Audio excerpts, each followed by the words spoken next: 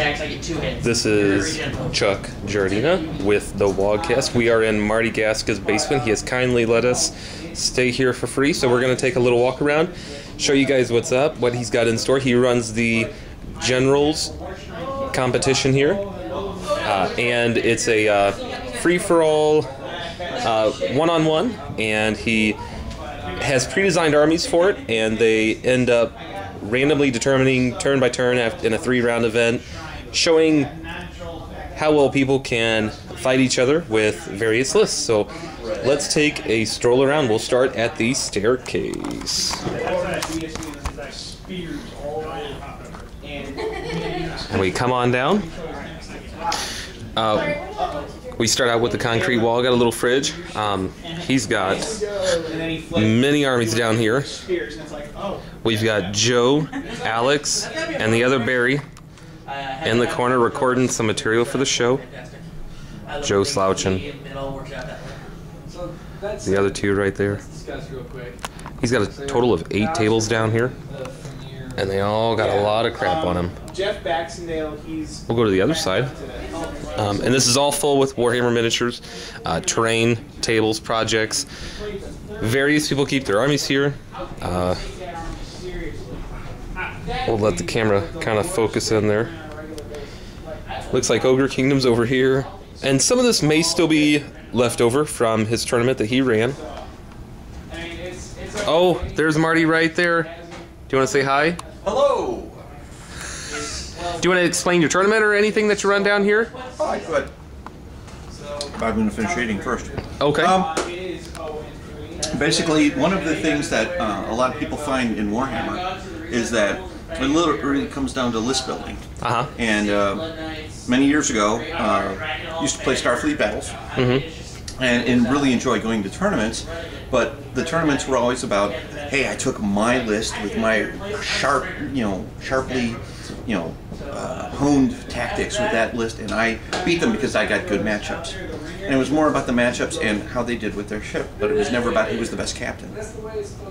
Well, God, about 17 years ago, they came up with what were called tournament ships that were all in theory balanced. And then they used to have people, you'd go in there and in theory, then it just came down to captain's tactics.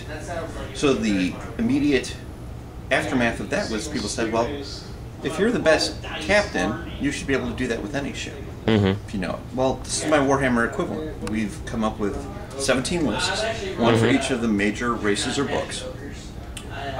Made them as balanced as we can. You come to my tournament, you pull a shit out of a hat, it tells you what army you've got. You're then paired up into a nice little bracket. 1 victory point if you win, you go on, throw your chits back in, fill out a new one, rinse and repeat. End up seeing if you can win 4 games in a row, you're the best general. Because it really is about how good of a general you are, and no longer about did I make the best list, did I craft it, did I get the matchup. It truly comes down to being best general. That's a little bit what we did here. So we have 17 different sets of lists. And these are all the armies here on the tables, right? Bretonnians? Except for the Bretonnians. Okay. This is a work in progress of going back through old stuff. We have Dogs of War, Empire, everything into and including cast dwarves. And oh, wow. Yeah, look at these. Some interesting conversions by some folks both here in Illinois and in Wisconsin that, like many armies, end up finding homes here. Some Tomb Kings, Wood Elves. As we walk around, you'll see it. Many of these have been recycled and pulled into other projects. You've got Battlemaster archers over here, I see. I have many Battlemaster archers. I've been playing long enough that I collected about damn near everything. That is my first Orc and Goblin army, was a Battlemaster orcs. We have the Blacklight Vampire Council. Oh, yeah. I've seen these on a forum before. Yes, I believe they've been on... where were they? They were trying to sell them on Bartertown once upon a time, and like all misfit toys that go to the Lion, they end up in my house. Tomb Kings, Orcs, Wood Elves, everything's labeled. Beer's labeled. Beer is labeled. Must have beer labeled. Another a high elf. Some of them didn't get put back in their right areas. This That's is actually okay. our Warriors of Chaos group. But as you can see, as we get into new projects, we just lay them all out on my gaming tables in my basement, and you end up finding any damn thing you need. I kicked a little box over here. No, needless to say, it's everything's everywhere, but that's okay. These are projects with no end. I don't get into it. Nothing will. There will always be something else. That is what is meant by that. And it's fun because you get all the way to things coming here is like going into Christmas, and you'll go, what the hell is this? And you go, oh wait, in the new Dwarves of Chaos, I recognize this. This would be parts of what is known as a whirlwind. The old Chaos Dwarf thumping piece that, once again, I purchased many years ago and started to put together and never finished.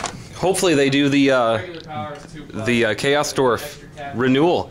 We've heard rumors, but who knows? We've seen the Kevin Coleman book. We're very impressed with it. Oh, yeah. In fact, we approved it for use at AdeptCon. I'm looking forward to that. But, yeah. Very nice. Everything ends up finding a place in our home, and it's kind of fun. Well, thank you, Marty, for being on our video, and we'll have this on the Wogcast. All right. Thank you very much.